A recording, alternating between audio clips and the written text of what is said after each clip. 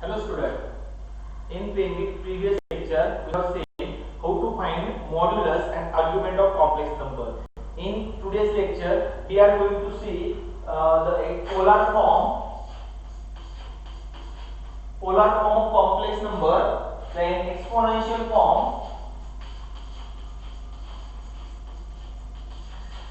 of complex number, and then next De Moivre's theorem. De Moivre's theorem we are going to see in this lecture. So first, polar form of complex number.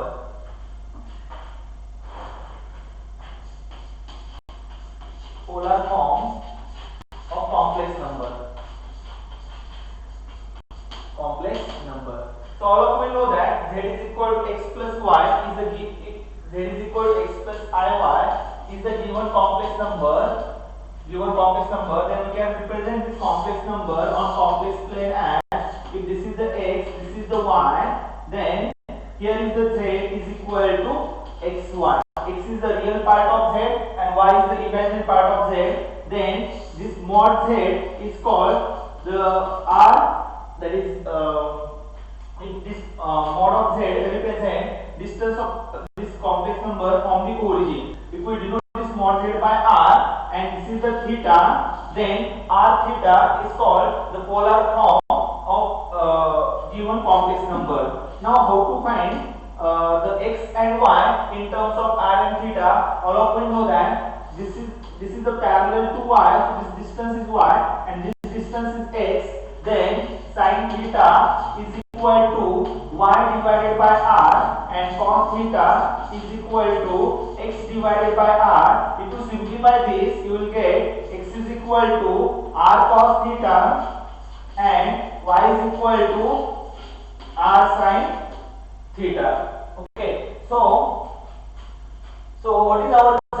We can write this z, the value of x plus iy is equal to x plus iota y is equal to r cos theta plus I times r sin theta. So if you simplify this, if you take this r outside, you will get cos theta plus I times sin theta. Okay, so this is called the polar form of complex number. This is called a polar form of complex number. But again, by Euler formula, this is the Euler formula. E raised to I theta is equal to cos theta plus iota times sin theta. So if we put this value here, you will get the polar exponential form of complex number. So what is the exponential form? Z is equal to r e raised to I theta.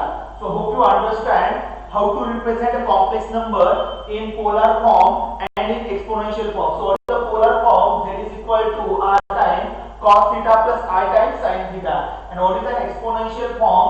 Z is equal to r times e raised to I theta by using Euler formula. To convert into an exponential form, we use the Euler formula. What Euler formula says? E raised to I theta is equal to cos theta plus I times sin theta. So if we put this value here, you will get the exponential form of given complex number. So for an example, express a given complex number in polar form and exponential form. So if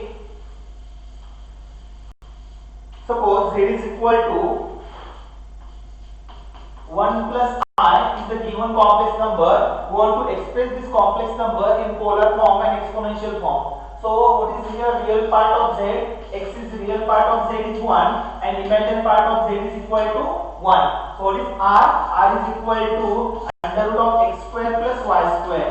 So it is equal to 1 plus 1, it is equal to under root of 2, and theta is equal to, since our x is positive, y is positive, so here theta is equal to tan inverse y by x is equal to tan inverse of 1 is equal to pi by 4.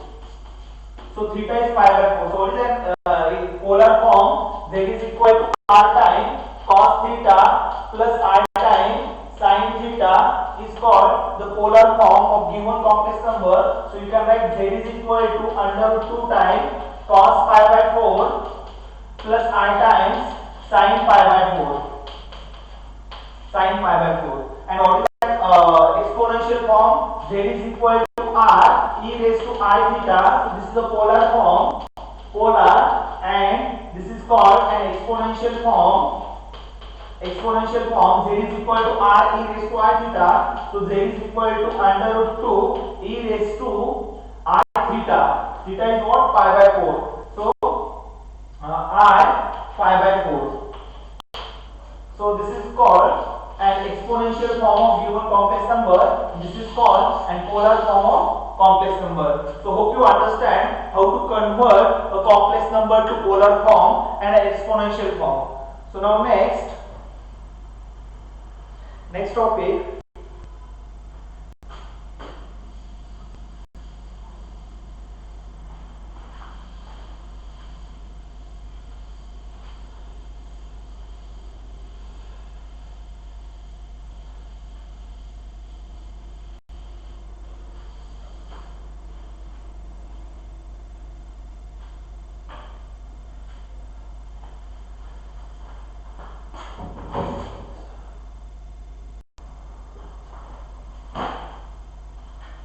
So now next topic is what?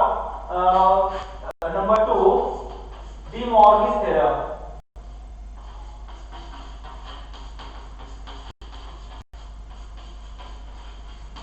De Morgan's theorem. Now what De Morgan's theorem says? If n is a given, if n is any given rational number, then De Morgan's theorem says cos theta plus I times sin theta raised to n is equal to cos n theta plus I times sin n theta, or in other term e raised to I theta raised to n is equal to e raised to I n theta. So this statement is called De Morgan's theorem. We use this De Morgan's theorem to solve many complex examples. For example, simplify or show that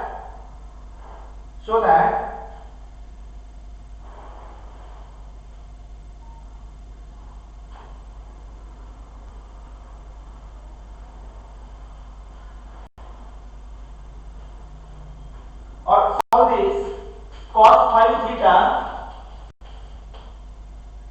plus I times sin 5 theta raised to 3 into cos 3 theta minus I times sin 3 theta raised to 7 divided by cos 7 theta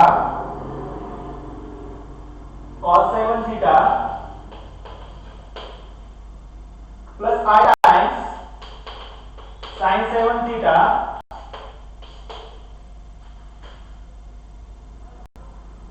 raised to 5 into cos 5 theta minus I times sin 5 theta raised to 2. So simplify this or solve this equation. So it's very big equation, but we can simplify this by using De Morgan's theorem. So what De Morgan's theorem says? Now since this is what cos theta, we know that cos 5 theta plus I times sin 5 theta, we can write this as cos theta plus I times sin theta raised to 5 and raised to 3 by using De Morgan's theorem. Because what is raised to 5 is what? Cos 5 theta plus I times sin 5 theta. What is De Morgan's theorem says? Cos theta plus I times sin theta raised to n is equal to cos n theta plus I times sin n theta. Okay, so this is what De Morgan's theorem says. So now again we can write this as cos theta minus I times sin theta raised to minus 3 raised to what? 7. Again, so hope you understand. Sorry, because what is again if you use the De Morris theorem, this is equal to minus 3 theta, but cos minus 3 theta is cos 3 theta, and sin minus 3 theta is what? Minus times sin 3 theta. So hope you understand. We can write this cos 3 theta minus I times sin 3 theta raised to what? Minus 3. Again here we can write this cos theta plus I times 7 theta raised to 7 raised to 5. Again in second bracket cos theta plus I times sin theta raised to 5 raised to 2. So if you simplify this, we'll get now what is this cos theta plus I times sin theta by using Euler formula? It is e raised to I theta raised to, now 5 into 3, it is 15 times. Again e raised to I theta raised to 7 times minus 3, so minus 21 is whole divided by e raised to I theta raised to 7 times 5, 35, and here e raised to I theta raised to 10. Minus 5 is here, minus 10.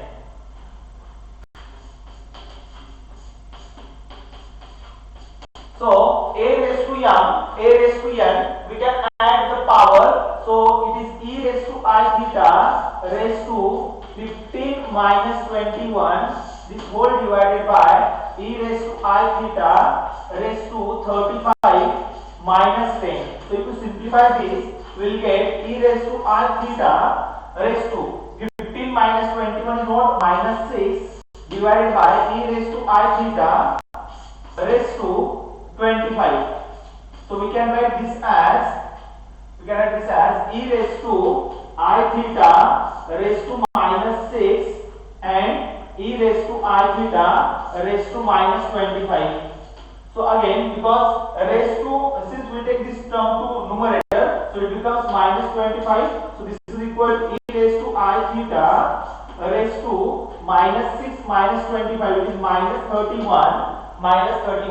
So this is equal to, we can write this is cos theta plus I times sin theta raised to minus 31. But again by using De Morris theorem, we can write this as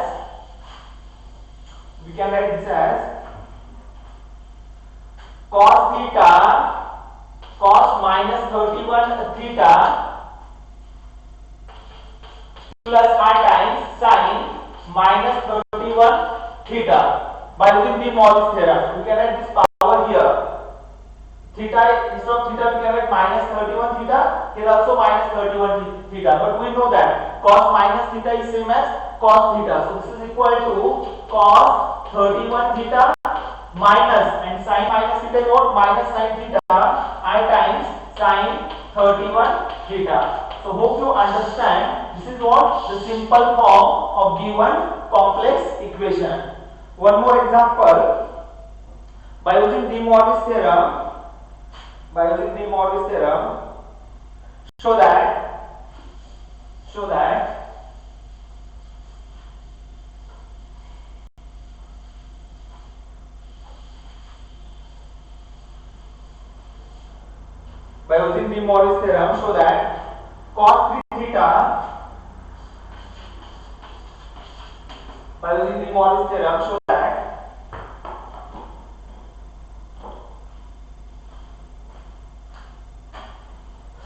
cos 3 theta is equal to cos 2 theta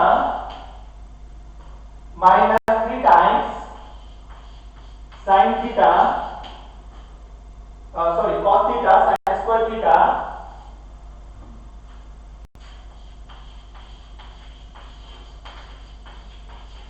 and sin 3 theta is equal to 3 cos square theta sin theta minus sin 2 theta by using De Morris theorem. So all of we know that the cos 3 theta plus I times sin 3 theta by using De Morgan's theorem, it is equal to, we can write this term as cos theta plus I times sin theta raised to 3, and we know that a plus b cube is equal to what? A cube plus thrice a square b plus thrice ab square plus b cube. So if we simplify this, we will get cos cube theta plus 3 times cos square theta into I sin theta plus 3 times cos theta I sin theta iota sin theta raised to 2 plus iota sin theta raised to 3. So if you simplify this, you will get it is equal to cos cube theta plus 3 times iota cos square theta sin theta. Now here this is I square is what? Minus 1. So sorry, not plus, because of this minus I have taken minus 3 times sin square theta cos theta sin square theta cos theta plus I cube sin cube theta. Now what is I cube? It is minus I. So minus I sin cube theta. Minus I sin cube theta. So if you write a real part and imaginary part in one bracket, you will get cos cube theta